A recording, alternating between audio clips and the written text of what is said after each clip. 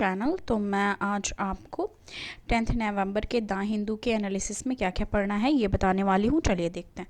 पहला हमारा है केरला गवर्नमेंट मूव्स टू डाइवर्स governor of chancellor role.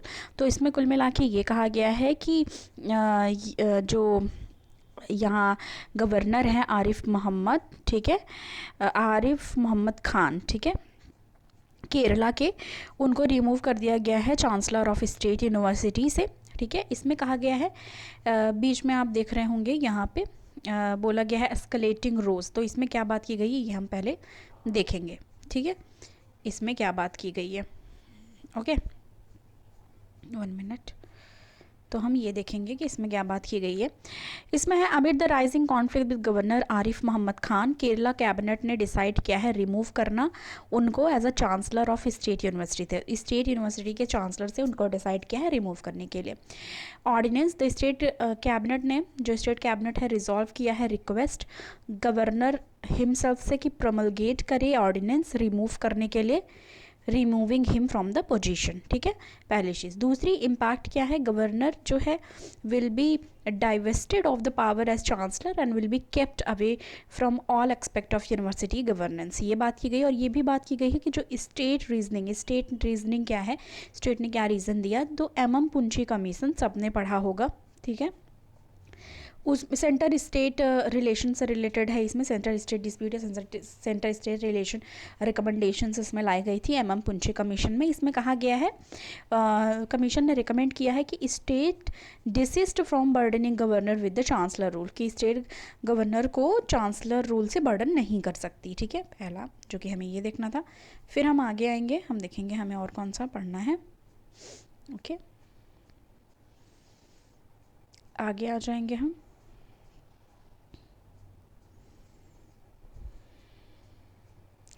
Text and context वाले पेज पे हम आ गए। इस पर हमेशा इंपॉर्टेंट ही आता है मोस्टली, अगर आप नोटिस करेंगे तो इंपॉर्टेंट चीज़ें ही रहती है। इसमें देखो ये है in the hope for clear blue sky से रिलेटेड आया है।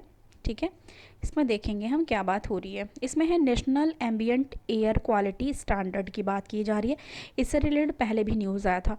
ठीक है, तो मैंने वहाँ पे बोला था कि 2-3 दिन जैसे इससे रिलेटेड चीज़ें आती हैं और हमें और चीज़ें पता चल जाती हैं, फिर अपने शॉर्ट नोट में भी हम उसको मेंशन करते हैं। तो आज फिर से यहाँ पे आए हैं national ambient air quality standard के बारे में। ठीक है, रिवाइज़ किया गया है 2009 को और इंक्लूड किया गया है 12 कैटेगरी पोल्यूटेंट इंक्लूडिंग PM 2.5।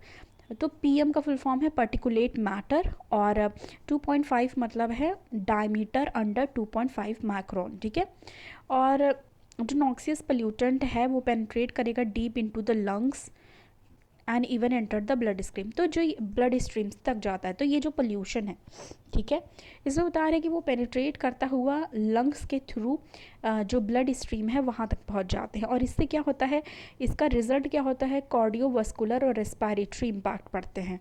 ठीक है, कार्डियोवास्कुलर और रेस्पिरेटरी इम्पैक्ट्स देखने को मिलते हैं। दूसरी बात देखेंगे तो मल्टीपल स्टडीज़ जो पाई गई हैं, ठीक है, ओवर अ ईयर मतलब सालों से जो मल्टीपल स्टडीज़ हुई, उसमें ये इंक्लूड किया गया कि दिल्ली पोल्यूशन कंट्रोल कमेटी 2019 ने रिपोर्ट दिया, रिपोर्ट बाय IIT दिल्ली। ठीक है, रिपोर्ट किया गया IIT दिल्ली के द्वारा मद्रास एक्सपर्ट। उन्होंने फाउंड क्या किया, उनको क्या मिला कि rapid growth in Delhi population. ठीक है, क्या क्या रिस्पॉन्सिबल फैक्टर हैं ये भी हम अपने आंसर में नोट कर सकते हैं। Rapid growth in Delhi population, industrialisation, urbanisation और इंक्रीज जो है जो मोटराइज्ड प्राइवेट व्हीकल है, प्राइवेट व्हीकल्स जैसे सबके पास तो व्हीकल्स हैं आजकल, सब लोग आ जा रहे हैं 2 व्हीलर 4 व्हीलर से। Fleet led to high concentration of air pollution. तो ये सारी चीज़ें हमने पहले भी यानी कि सालों से जब से दिल्ली पोल्यूशन की बात चलती है तब से हम इसको पढ़ते ही हैं।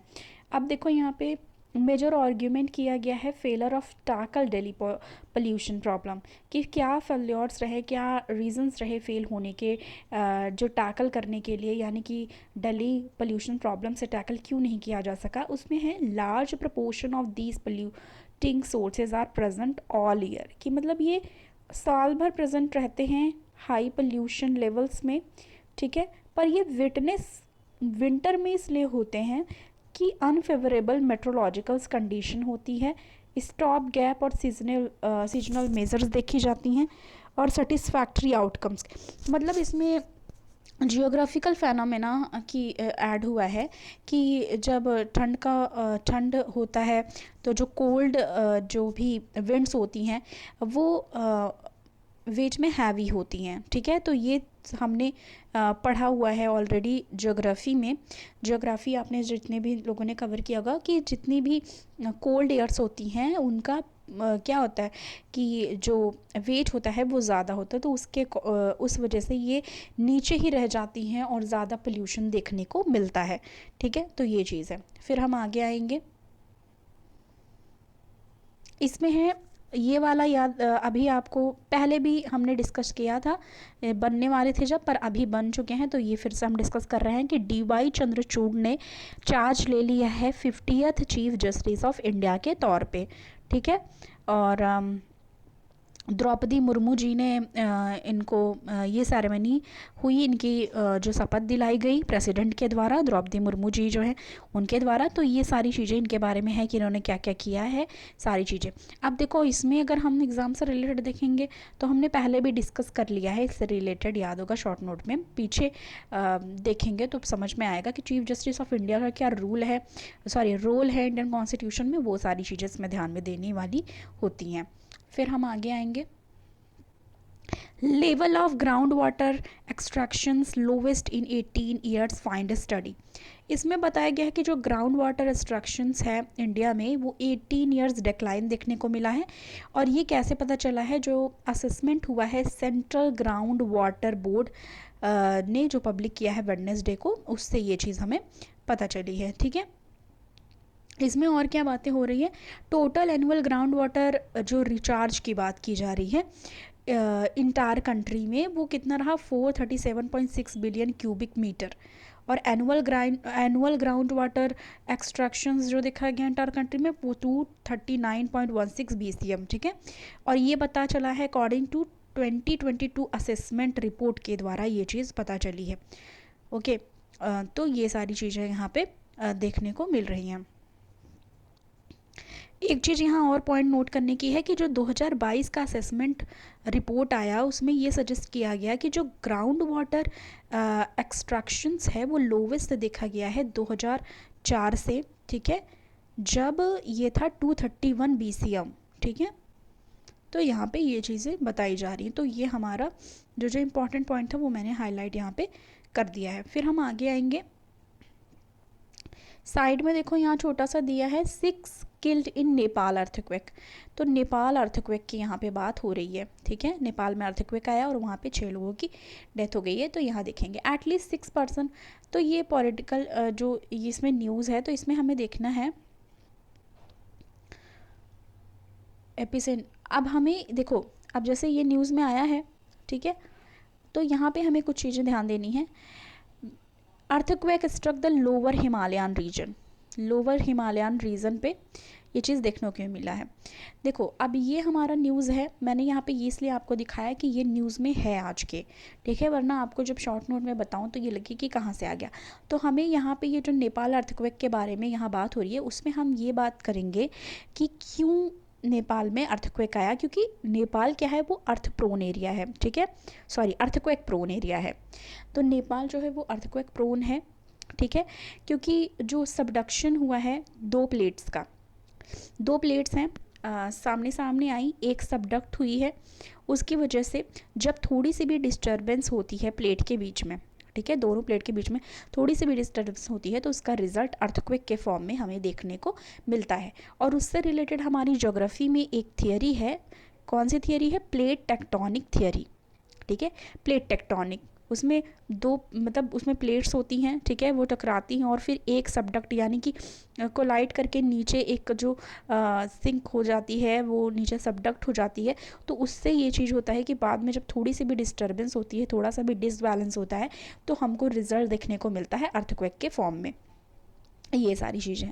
फिर हम आगे आएंगे, इसके बाद है रूपी settled trade suitable for export obligation. तो इसमें क्या बात करेंगे, सेंटर ने क्या बात की गई है, क्या बात की है यहाँ पे, incentivise and export obligations under foreign trade policy to foreign trade transaction settled in rupee. अब यहाँ पे बात की गई जा रही है कि जो हमारे फॉरेन ट्रेड पॉलिसी है वो इंडियन रूपी में ही की जाए, ठीक है। यहाँ पे इंडियन रूपी में ही ट्रेड करने की बात यहाँ पे की जा रही है, ठीक है। अब यहाँ पे देखो एक टर्म निकल के आया है, इंटरनेशनलाइजेशन ऑफ इंडियन रूपी। तो इसमें से हमारा क्वेश्चन जो है बन सकता है मेंस में, इंटरनेशनलाइजेशन ऑफ इंडियन रूपी से। The policy amendment has been undertake to facilitate international trade transaction in Indian rupee, ministry ने ऐसा बोला है, ठीक है। तो यहाँ पे देखो कैसा है, दीज आर अर्ली स्टेप, ये अर्ली स्टेप्स हैं toward 100% convertibility of the rupee. अब देखो क्या होता है कि हम मोस्टली जो है डॉलर पे डिपेंड करते हैं, तो अगर डॉलर डिसबैलेंस होता है यानी डॉलर ऊपर जा रहा है या नीचे जा रहा है, उससे इंडियन रूपी पे इफ़ेक्ट पड़ता है और इंडियन के ट्रेड एंड सर्विसेज पे भी इम्पैक्ट पड़ता है। तो इसके लिए अगर हम जो भी कंट्रीज से हम ट्रेड कर रहे हैं, अगर हम उनसे अपनी ही इंडियन करेंसी में, इंडियन रुपीज़ में ट्रेड करेंगे तो ये हमारे लिए बेनिफिट होगा, ठीक है। हमारी जो इकोनॉमी है वो स्टेबल रहेगी। देखो यहाँ पे बात की जा रही है, transaction settle in Indian currency qualify for पर, ministry says policy tweak aimed at facilitating international trade transaction in rupee में करने की बात की जा रही है, ठीक है। EEPC chairman says move signal internationalisation of domestic currency, जिससे इंटरनेशनलाइज हो सकेगा डोमेस्टिक करेंसी, और ये अर्ली स्टेप्स हैं टुवर्ड 100% कन्वर्टिबिलिटी को लेकर के। तो ये सारी चीज़ें, इसमें हमारा एक टर्म निकला है इंटरनेशनलाइजेशन ऑफ इंडियन रूपी, जो कि हमें ध्यान में रखनी है। इसके बाद हमारा एक न्यूज़ आया है, centre approve sovereign grade bond. अब जहाँ पे सोवरेन बात हो तो ये जान लो ये गवर्नमेंट से रिलेटेड होता है, ओके। तो government has exclude nuclear power and large hydro power project. तो गवर्नमेंट ने क्या किया है, एक्सक्लूड कर दिया है न्यूक्लियर पावर और लार्ज हाइड्रो पावर प्रोजेक्ट को, जो कि 25 मेगावाट के हैं, ठीक है। उनको एम्बिट ऑफ इन्वेस्टमेंट से, और जो issuance of sovereign green bond जो है as per framework approve by finance minister Nirmala Sitharaman. तो मतलब कुल मिला के ग्रीन जो सोवरेन ग्रीन बॉन्ड है वहाँ से एक्सक्लूड कर दिया गया है न्यूक्लियर पावर और लार्ज हाइड्रो पावर प्रोजेक्ट को, और उसकी जो कि इतने से एक्सीड हो जाती है जो डेटा दी हुई है, उसके बाद मतलब अगर इतने से एक्सीड होता है तो उनको बाहर रखा जाएगा, मतलब इंक्लूड नहीं किया जाएगा। बजट अनाउंस किया गया है, plan to issue green bond as part of government overall market. और ये जो प्लान है इशू किया गया है ग्रीन बॉन्ड का as per government overall market borrowing जो है।